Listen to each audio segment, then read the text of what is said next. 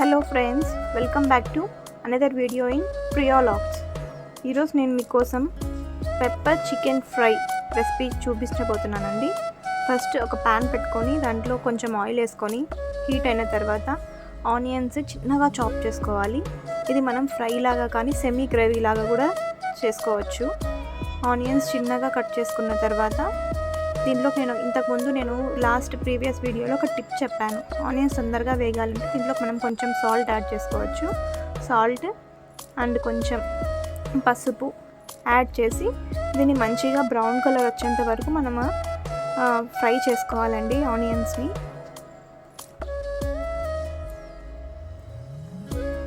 ఈ ఆనియన్స్ మంచిగా ఫ్రై అయిన తర్వాత దీంట్లోకి మనము కొంచెం కరివేపాకు, నీట్గా వాష్ చేసుకున్న కరివేపాకు వేసుకోవాలి.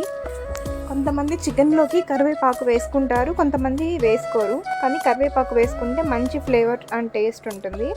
దాని తర్వాత ఒక 2 to 3 పచ్చిమిర్చి ఇట్లా మధ్యలోకి చీల్చుకొని వేసుకోండి. ఇది మనకి ఫ్రై లాగా చేసుకుంటాం కదా, మధ్యలో తినడానికి బాగుంటుంది పచ్చిమిర్చి ఫ్రైలో. తర్వాత ఇవన్నీ మంచిగా మనము గోల్డెన్ బ్రౌన్ కలర్ వచ్చేంత వరకు మంచిగా ఫ్రై చేసుకోవాలి. ఇవి ఫ్రై అవ్వడానికి మనకు ఒక 2 to 3 minutes పడుతుంది. తర్వాత దీంట్లోకి మనము జింజర్ గార్లిక్ పేస్ట్ వేసుకొని ఇది కూడా మంచిగా బ్రౌన్ కలర్ వచ్చేంత వరకు ఫ్రై చేసుకోవాలి. మనకు నాన్ వెజ్ రెసిపీస్లో జింజర్ గార్లిక్ పేస్ట్ అనేది మంచి టేస్ట్ని ఇస్తుంది కాబట్టి.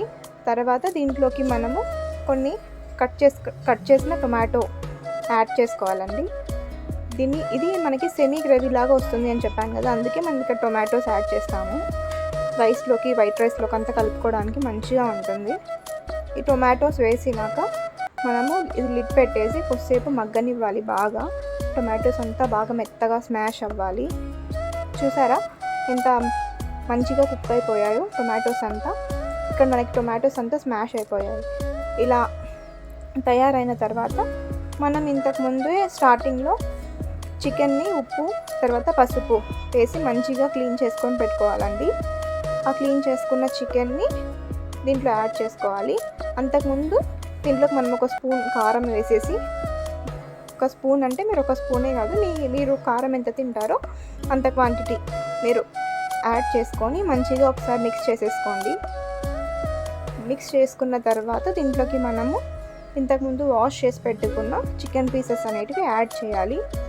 మనం చికెన్ పీసెస్ని కొంతమంది చిన్నగా కొట్టించుకుంటారు ఫ్రైకి, అంటే మేమైతే పెద్దగానే కొట్టించుకుంటాము ఒకేసారి బయటే. అవి దీంట్లోకి యాడ్ చేసేసుకొని మంచిగా కలుపుకోవాలండి. కలుపుకున్నాక దీంట్లోకి వాటర్ ఏం వేయము.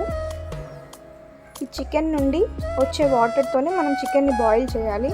అప్పుడే మనకి ఫ్రై కానీ గ్రేవీ కానీ మంచి టేస్ట్గా ఉంటుంది.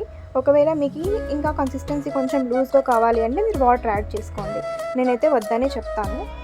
ఈ చికెన్ యాడ్ చేసుకున్నాక ఒకసారి మనం కలిపేసి స్టవ్ని సిమ్లో పెట్టేసి దీని మీద లిడ్ పెట్టి మనం మంచిగా దీంట్లో నుండి వాటర్ అంతా బయటికి వచ్చేసేలాగా మనం దీన్ని కుక్ చేయాలి. మనకు ఒక 1/2 hour ఎట్లా పడుతుంది టైం, దీంట్లో ఉన్న వాటర్ అంతా బయటికి వచ్చి కుక్ అవ్వడానికి. అంతవరకు మనం దీన్ని సిమ్లోనే పెట్టుకోవాలండి.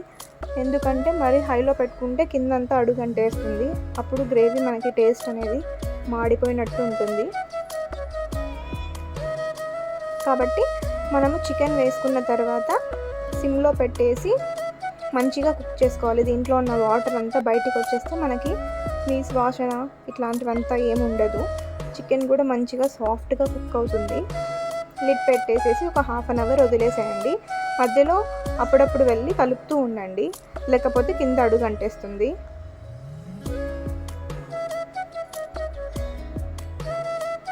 ½ hour తర్వాత మనం ఒకసారి లిడ్ ఓపెన్ చేసి చూసారా దీంట్లో నుండి వాటర్ అంతా ఎలా బయటికి వచ్చాయో. ఈ వాటర్తోనే మనకి చికెన్ అనేది మంచిగా కుక్ అయిపోతుందండి.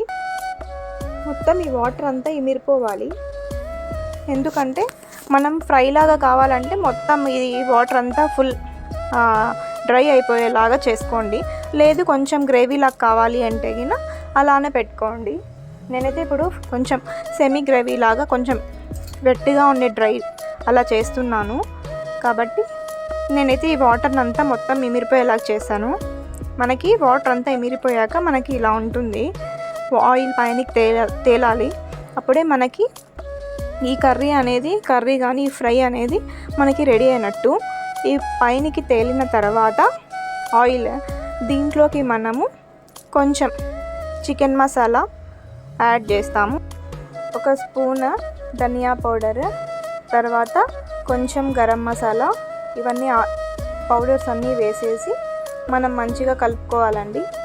ఈ చికెన్ గ్రేవీ కానీ ఈ చికెన్ ఫ్రై కానీ మంచి టేస్ట్ అనేది ఉంటుంది మనకి. ఇవన్నీ వేసేసి మంచిగా కలిపేసుకొని ఇంకొక 5 to 10 మినిట్స్ మనం సిమ్లో పెట్టుకొని కొంచెం ఈ మసాలాస్ అన్నీ పీసెస్కి పట్టేలాగా మనము సిమ్లో పెట్టి ఫ్రై చేసుకోవాలి. చూసారా, దీని నుండి ఆయిల్ అనేది బయటికి వస్తుంది, అంటే మనకి కర్రీ అనేది రెడీ అయింది అని. దీన్ని నేను ఫ్రై లాగా చేస్తున్నాను కాబట్టి ఇంకొంచెం ఈ వాటర్ ఉన్న గ్రేవీ కూడా ఇంకా కొంచెం ఇమిరిపోయేలాగా చేసుకుంటున్నాను. లాస్ట్లో మనము పెప్పర్ పౌడర్ యాడ్ చేసుకోవాలి. పెప్పర్ పౌడర్ మీరు స్పైస్ ఎక్కువ తినే వాళ్ళు ఉంటే గిన కొంచెం ఎక్కువ యాడ్ చేసుకోండి, మీడియంగా తినే వాళ్ళైతే కొంచెం తక్కువగా యాడ్ చేసుకోండి. పెప్పర్ పౌడర్ లాస్ట్లో వేయాలండి, ముందే వేస్తే టేస్ట్ రాదు. ఫైనల్ టచ్గా మనము చాప్ చేసుకున్న కొత్తిమీర వేసేసుకుంటే మనకి ఎంతో టేస్టీ పెప్పర్ చికెన్ ఫ్రై కానీ పెప్పర్ చికెన్ గ్రేవీ కానీ రెడీ అయిపోతుంది. ఫ్రై కావాలి అనుకున్న వాళ్ళు ఫ్రై లాగా చేసుకోండి, గ్రేవీ వైట్ రైస్లో కలుపుకొని తినాలి అనుకునే వాళ్ళు గ్రేవీ చేసుకోండి. ఒకసారి నా రెసిపీ ట్రై చేయండి.